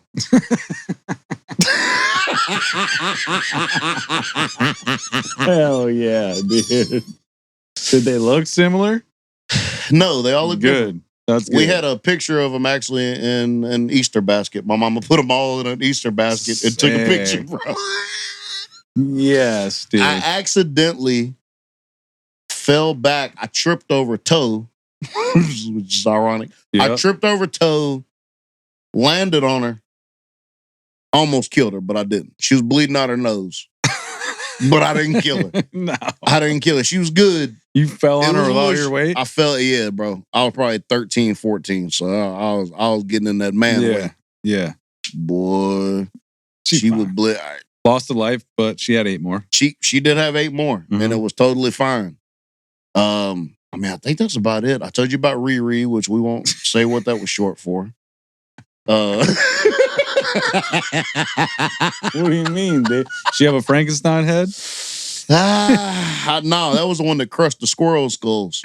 Oh, yeah. And then I told you about Albert and Jesse, my birds. Yeah.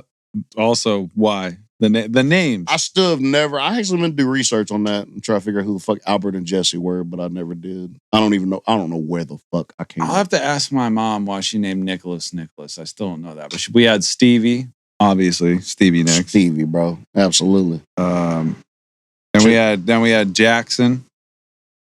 And then so y'all got regular like human names for him. Yeah. And then Lola. Because my mom's always had black labs. We had a Lola too.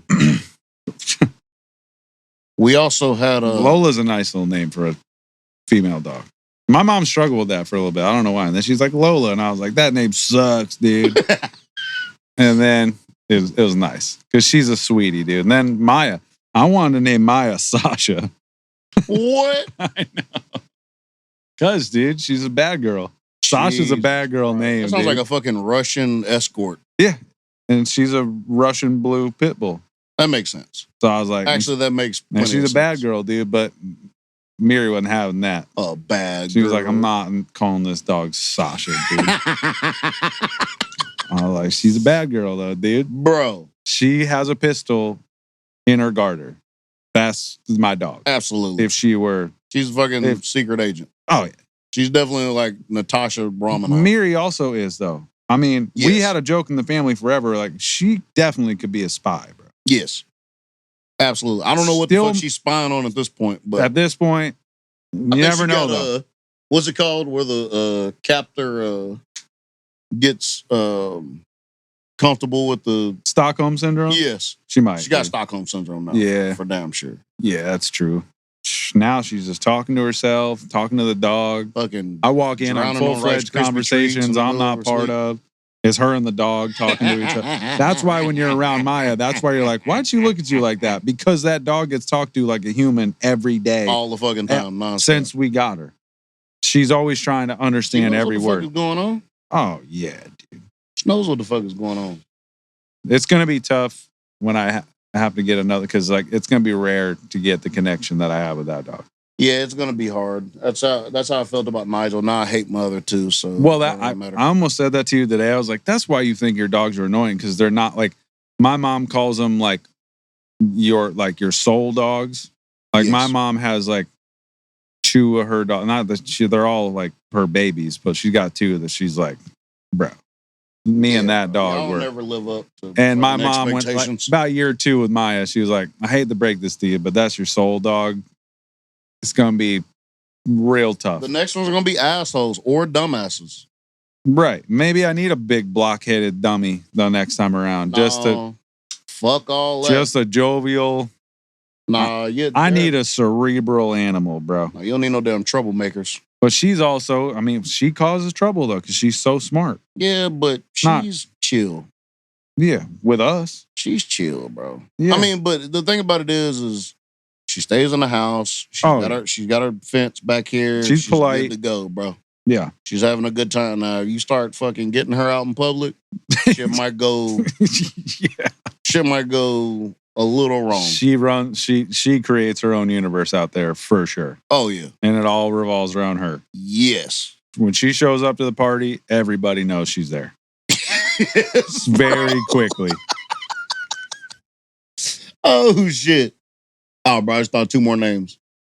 How many animals did you have, I don't think you understand. Like when I said I don't understand. Around fucking animals. I just named 4. That's my whole childhood. No. My childhood's way more. Yeah, but you also had, you were mixing species together. We just had dogs. We had Sadie, which was a beautiful, beautiful, loyal dog.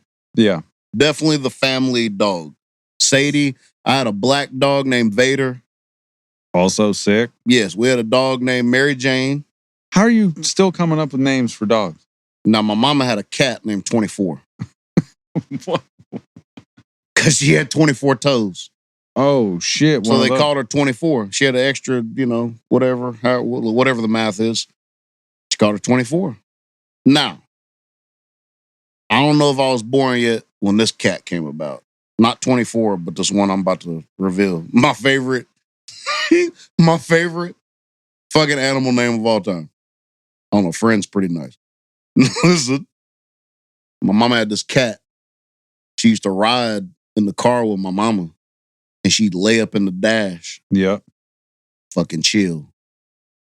Name? Chicken Legs.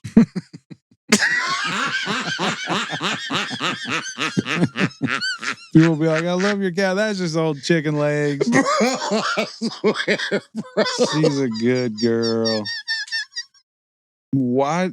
Do you have little skinny legs? I don't know, bro. I don't even know if I was in existence when this cat was. I don't know, bro. It's chicken legs, but she'd say it with a SH.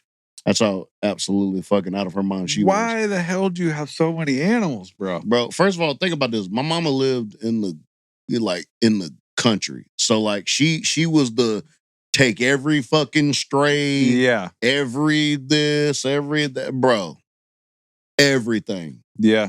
So that's just what it was. And then we lived in the country when I was, growing up. I mean, at least half the damn time. So it's like, look, whatever. Were these animals squabbling with each other time to time? Not really. Actually, everybody got along pretty good. Yep, everybody got along pretty good. Damn, that's rare, dude. You just got ferrets intermingling with cats and birds, and I don't know how it all went together. We had a little dog named Bentley. He was like the actual devil, but he never would bite Lauren or my mama. But for whatever reason, he would just fucking snap. He got attacked by coyotes one time. I think that's probably why he never was the same way again. No, absolutely not. Yeah. And Sadie, actually, the family fucking sheriff, she actually saved him. Damn. Yeah. So him, because I had Bentley and Onyx at the same time, and they grew up together, so they got along perfect. And Onyx ran away like an asshole. Where was Onyx during this coyote battle, dude? Oh no, Onyx was long gone. Gone. He dipped way before then. Ran off, never came back. Never came back.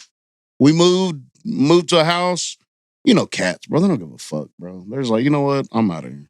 And I know they have good enough senses to fucking come back if they want to. Oh yeah.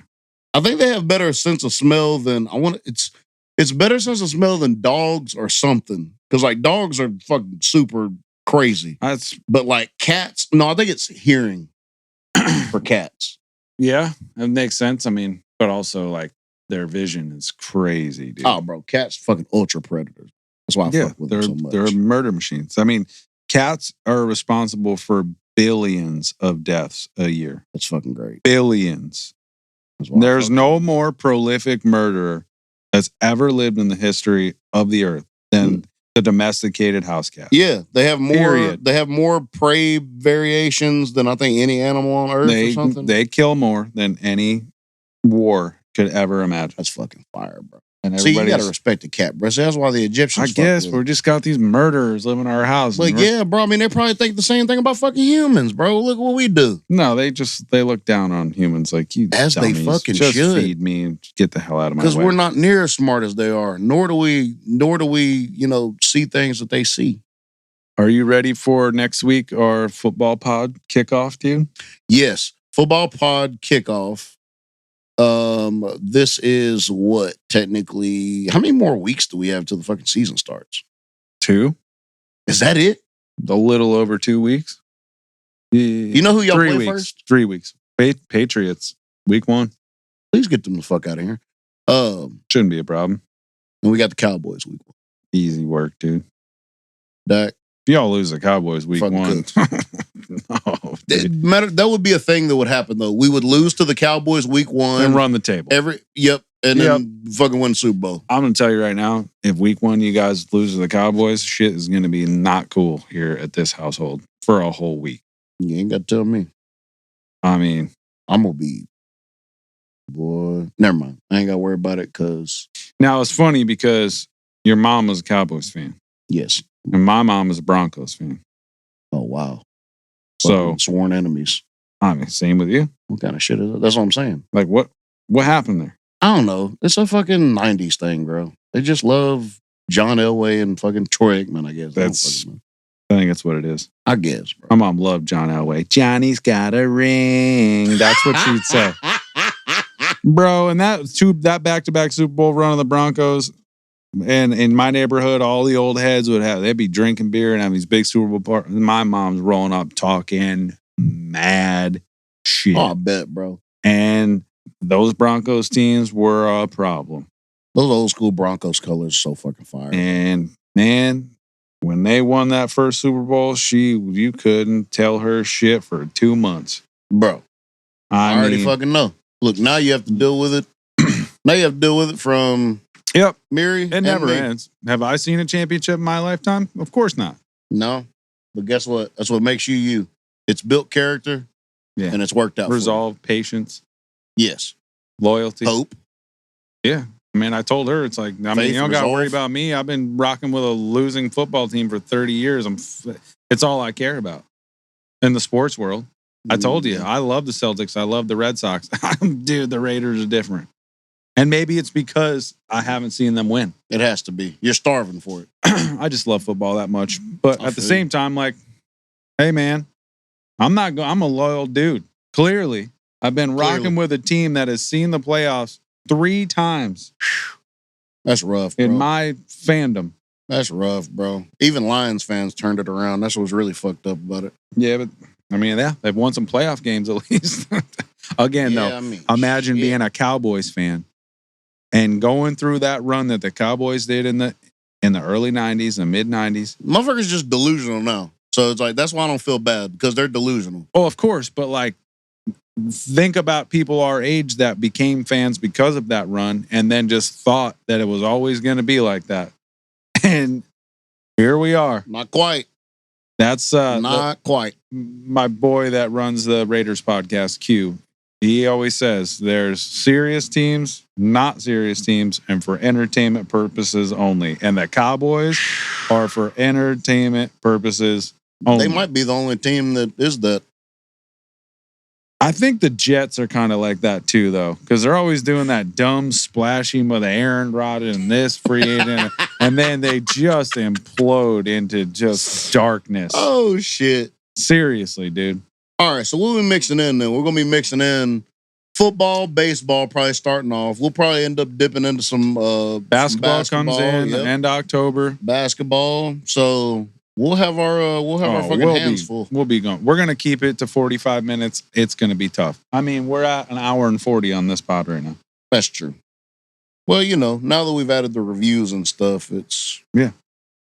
But the reviews, I look forward to that shit every week. Well, I'd be upset if people are listening to this and have never heard White Pony by Deftones. Go listen to it. I know they're a hot band to be a fan of now. Just go fucking listen. Go start there. Then get into Around the Fur when you're ready, because you'll get into that next. Or I was wondering what to go to next. Maybe Saturday Night Wrist, because I think you'll like that better.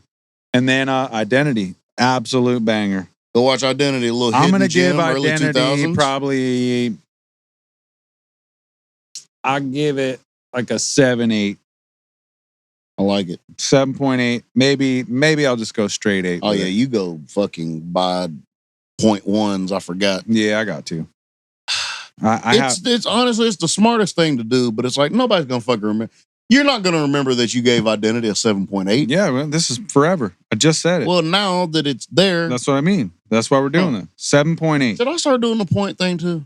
Yeah. Everything needs, they didn't make decimals for no reason, bro. I know, bro, but venturing off in the 0.5, that's like, well, you're just asking for fucking trouble. I mean, once you start getting up and like, if there's a movie that we're like, man, I can't give it a 10, but it's not a 9. It's better than a 9. Like Interstellar, absolute 10. Right. But if something were to come out now, we're going to be a little, it's like you didn't give Sinners a 10. But no. If you could have easily gave it a 9.4. I'll probably give it a 9. 9.6? Nah. About 9.3. There you go. It's below 9.5. Okay, but it's not a 9. It's better than a 9. It's better than a 9. But I wasn't gonna give it a 10. I mean, we can do PSA grading scale, dude. We can just do 0.5 and above. No, I don't like that either. It's tough. I think I'll just surrender to the 0.1s system. That's more nice, dude. Bro, why Keelan say his knee was a PSA 1, bro? That, when you texted that to me, dude. It came out of nowhere, bro. I was like, that is fucking so funny, dude. My knee's a PSA 1 right now. And I was like, first of all, you're 9. It's on a bad day a 6. Meaning you just had surgery on it and it needs to heal. It's still a 6. Oh, Jesus, bro. He don't even realize his fucking healing powers. He's a PSA 1. PSA 1, bro. Hey, grading skill, baby. I heard him say chase card the other day talking about some video game, and I was like, is he watching YouTube videos? Tyler. Is he watching videos on cards at all, like YouTube videos? No, he hasn't yet. We had to take fucking YouTube away because it started getting... He started getting into some stuff? Well, it started getting... Well, not necessarily him, but, it started getting a little dicey. Is he watching, like, streaming stuff? Like games? He watches... You know what he watches a lot? He watches fucking Avatar a lot. Last Airbender. On YouTube? No, on Netflix. Oh, okay. When this man looked at me, so I do the Italian thing to him. Be like, no, you ain't married. Son. I'll be like, hey. I'll be like, Dad. And he laughs at it. And then I said something. Lauren's like, don't tell him that. Something. She don't like me saying I'm dead to him, I guess. Or whatever the fucking case is. And he was like, death is an illusion. And I was like, where did you hear that at? He was like, Avatar. I was like, you know what? Look, I said, you know what? I can't even say you're wrong. Oh, you keep it watching it. You keep watching it, bro. You're on the right path, sir. Death is an illusion. Wait, what's going on with YouTube though? He was getting just you know how the rabbit hole of YouTube goes. Yeah, the algorithm. You can go from cool for a little bit, all of a sudden, boom, you're into pregnancy and fucking you like the devil, don't you? Why don't you dance with him over? Like, what in the fuck is happening? I know, dude. Shit can go like that, and that ain't by fucking accident. And it's like it's your YouTube account, right? No, that's not my YouTube account. No. Oh, okay. No, that was mine's just attached to the like the TV in the living room. Yeah, I always wonder, like, man, I feel like we're gonna have some wild ass kids. Because I mean, imagine us having the all that world at our brother. Bro, you can look at whatever the fuck you want. Yeah, I mean, YouTube is a fucking wild west, bro. Oh yeah, and then you get into Reddit, and that's even. Reddit's my shit. I know, but it's not hard to get off into the freaking very dangerous. No, he don't know nothing about Reddit yet. I would have hoped that he just fucking stays away from it for the rest of his life. But yeah, Reddit is whatever. So no, now we just have him watch. He'll just be watching just like TV shows and stuff. Hell yeah. And, try to keep his mind. You know what I'm saying? Like, did we talk about the cartoons? How it's yes. How they were simplistic back then, and it's just like, keep your brain calm. I don't want to hear you watch fucking YouTubers all day. Yeah, all that yelling. You don't need all the stimulation. Enjoy your childhood. Bro. Yeah, bro. I don't like all that shit. You don't need to rush into this. I got to think about 30,000. Just be a kid. God no, because we're just trying to be kids. Get back there somehow. See, there it is. Always comes back to it. Well, shit, bro. Man. All right. Next week, we'll have a fucking episode of Regular Degulars. We're going to have... Well, we're going to film it next week. Huh? So I don't think it'll be out until the following week. It won't be out next week. That's fine. Well, y'all just hold your fucking horses, okay? Things will be happening, and we're trying to figure out a release day and all that, but we'll try to stay on top of it. We'll probably review some NFL games that week. Oh, we're going to talk so much. Baseball, because Brewers are heating up. Did they win tonight? They were winning 10-8. Brewers are down. We watched Miz get cooked. They were down 8-1. Came back in 2 innings. Goes, you know what? We'll probably come back. They came all the way back in an inning and a half. Yep. Tied the game. 10-8 final. Man, that's a squad right there. Bro. And Cincy's no slouch. They probably thought they had y'all dead to rights. Yeah. That's a 8-1 in the what? Fourth inning, third inning, third inning, and then it was 9-8 by the fifth inning. That we looked at it. It's getting fun. High clip hitting, baby. We are going to talk about all the sports. I'm ready. We're going to try to keep it shorter. But right now on this, we're going to have promises, dude. We got the movie reviews. We got the fucking music. You listen to this far, you're diehard. We appreciate you. Absolutely. You know what? Also, hit us up anytime if you got some shit you want us to talk about. Tell us what you want us to talk about. Send us movies. Send us records. We'll consider it. Tell us what you. I was about to say, and tell us what you don't want us to talk about, so we can fucking talk about it anyway. Because you're not the boss of us. Beat it. Beat it. Until next time. Moon Wolvie. Oh.